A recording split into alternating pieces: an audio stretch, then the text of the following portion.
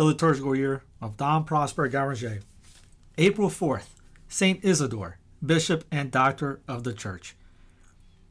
The Church presents to us today, for our devout admiration, the memory of one of the holiest of her bishops, Isidore, the Bishop of Seville, the most learned man of his age, and, what is a still greater praise, the most zealous patriot and friend of his noble country.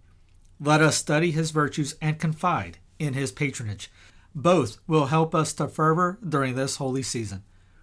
Among Christian lands, there is one that has gained for herself the glorious name of the Catholic Kingdom. Towards the close of the 7th century, divine providence subjected her to a most severe trial by permitting the Saracen hordes to invade her, so that her heroic children had to struggle for 800 years for the recovery of their country. Contemporaneous with Spain, Asia also and Africa fell under the Mussulman yoke and have continued in their slavery up to the present day. Whence comes it that Spain has triumphed over her oppressors and that tyranny has never been able to make her children degenerate? The answer is easily given. Spain, at the period of her invasion, was Catholic, and Catholicity was the very spirit of the land, whereas those other nations that yielded themselves slaves to the Saracens were already separated from the Christian church by heresy or schism. God abandoned them because they had rejected both the truth of faith and unity with the church. They fell an easy prey to the infidel conqueror. Nevertheless, Spain had incurred an immense risk. The race of the Goths, by their long invasion of her territory, had sowed the seeds of heresy. Arianism had set up its sacrilegious altars in Iberia, but God did not permit this privileged country to be long under the yoke of error. Before the Saracens came upon her, she had been reconciled to the church, and God had chosen one family to be the glorious instrument in the completion of this great work. Even to this day, the traveler through Andalusia will find the squares of its cities adorned with 4 statues.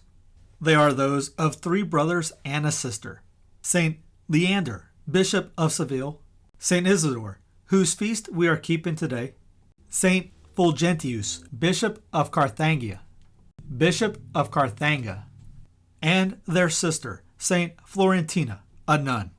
It was by the zeal and eloquence of Saint Leander that King Richard and his Goths were converted from Arianism to the Catholic faith in the year 589. The learning and piety of our glorious Isidore consolidated the great work. Fulgentius gave it stability by his virtues and erudition, and Florentina cooperated in it by her life of sacrifice and prayer. Let us unite with the Catholic Kingdom in honoring this family of saints, and today in a special manner, let us pay the tribute of our devotion to Saint Isidore. The Holy Liturgy thus speaks of him.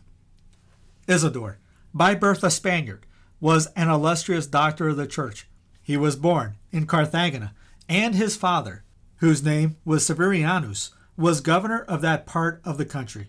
He was solidly trained to piety and learning by his 2 brothers, Leander, Bishop of Seville, and Fulgentius, Bishop of Carthagena. He was taught Latin, Greek, and Hebrew. He was put through a course of canon and civil law, and there was no science or virtue in which he did not excel. While yet a youth, he so courageously combated the Arian heresy, which had long before infected the Goths who had entered Spain, that he with difficulty escaped being put to death by the heretics.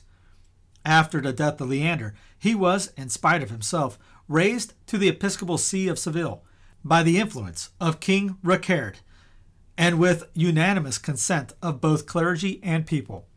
His election was not only confirmed by apostolic authority, but St. Gregory the Great, when sending him as usual the pallium, is said to have appointed him his own vicar, and that of the apostolic see throughout all Spain.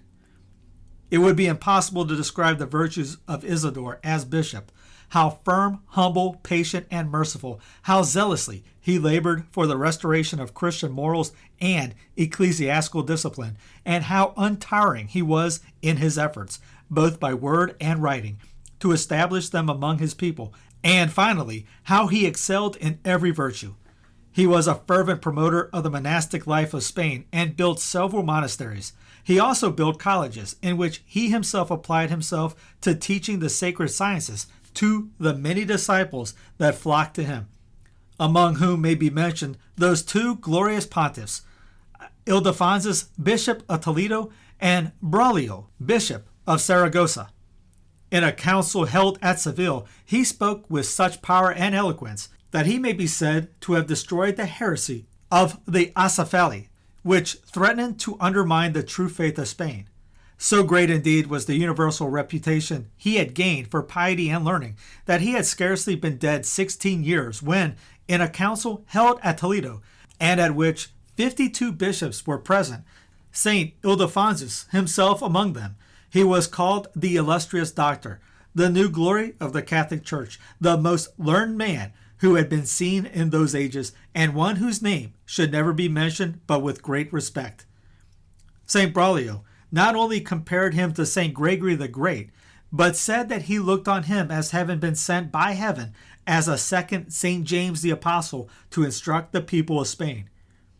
Isidore wrote a book on etymologies and another on ecclesiastical offices and several others of such importance to Christian and ecclesiastical discipline that Pope St. Leo IV hesitated not to say in a letter addressed to the bishops of Britain that one ought to adhere to the words of Isidore with the same respect as is shown to those of Jerome and Augustine, as often as a difficult case should arise which could not be settled by canon law. Several sentences of his works have been inserted into the body of the canon law. He presided over the Fourth Council of Toledo, which is the most celebrated of all those that had been held in Spain. At length, after having driven the Arian heresy out of Spain, he publicly foretold the day of his death and the devastation of the country by the Saracens, and having governed his see for about 40 years, he died at Seville in the year 636. His body was first buried, as he himself had requested, between those of his brother and sister, Leander and Florentina.